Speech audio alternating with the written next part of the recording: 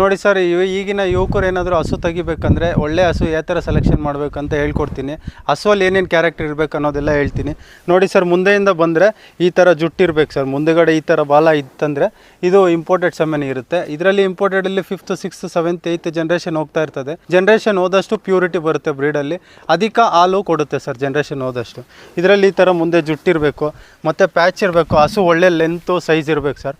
ಈ ಥರ ಇಲ್ಲಿ ಬಂದರೆ ಪಿನ್ ಬೋನ್ ಅಂತೀರಿ ಈ ಬೋನ್ ಸೈಜ್ ಇದೆಯಲ್ಲ, ಇದೆಷ್ಟು ಬಿಡ್ತಿದ್ರೆ ಅಷ್ಟು ಒಳ್ಳೆ ಅಡ್ಡರ್ ಕೆಚ್ಚಲ್ ಬರುತ್ತೆ ಅಂತ. ಮತ್ತು ಲೆಗ್ ಸ್ಕೋರ್ ಇದೆಯಲ್ಲ, ಈ ಥರ ಸ್ಟ್ರೈಟ್ ಲೆಗ್ ಇರಬೇಕು ಸರ್. ವಾಕಿಂಗ್ ಮಾಡೋವಾಗೂ ಅಷ್ಟೇ ಹೂಫ್ಸ್ ಎಲ್ಲ ಕ್ಲೀನಾಗಿರಬೇಕು. ಮತ್ತು ಈ ತೊಟ್ಟಲ್ಲಿ ಪ್ಯಾಚಿಂಗ್ ಬರಬೇಕು ಸರ್. ತೊಟ್ಟ ಮೇಲೆ ಬ್ಲ್ಯಾಕ್ ಕಲರ್ ಪ್ಯಾಚ್ ಬಂದಿರಬೇಕು, ಆವಾಗ ಅದು ಅಧಿಕ ಹೆಚ್ಚು ಹಾಲು ಕೊಡುತ್ತೆ ಅಂತ ಲೆಕ್ಕ ಸರ್. ಈ ಪಡ್ಡೆ ನೋಡ್ತಾ ಇದ್ರೆ ನಿಮ್ಗೆ ಗೊತ್ತಾಗುತ್ತೆ ಸರ್. ಇದು WWS ಅಲ್ಲಿ ಜೆಂಟಲ್ಮ್ಯಾನ್ ಸಮೆನ್ ಸರ್. ಇದು WWS ಅಲ್ಲಿ ಸ್ಕಿನ್ ಕ್ವಾಲಿಟಿ ಕೂಡ ತೆಳುವಾಗಿರ್ಬೇಕು ಸರ್. ಸ್ಕಿನ್ ಕ್ವಾಲಿಟಿ ಜಾಸ್ತಿ ದಪ್ಪ ಇದ್ದಷ್ಟು ಹಾಲಿಗೆ ಬರಲ್ಲ, ಅದು ಫ್ಯಾಟ್ ಕಂಟೆಂಟ್ ಇದಾಗುತ್ತೆ. ತಿಂದಿದ್ದು ಊಟ ಎಲ್ಲ ಅದು ಮೈ ಬೆಳೆಸುತ್ತೆ. ಸ್ಕಿನ್ ಬಂದು ತಿನ್ನಾಗಿರಬೇಕು, ಅದು ಒಳ್ಳೆ ಹಾಲು ಕೊಡುತ್ತೆ ಅಂತ ಸರ್.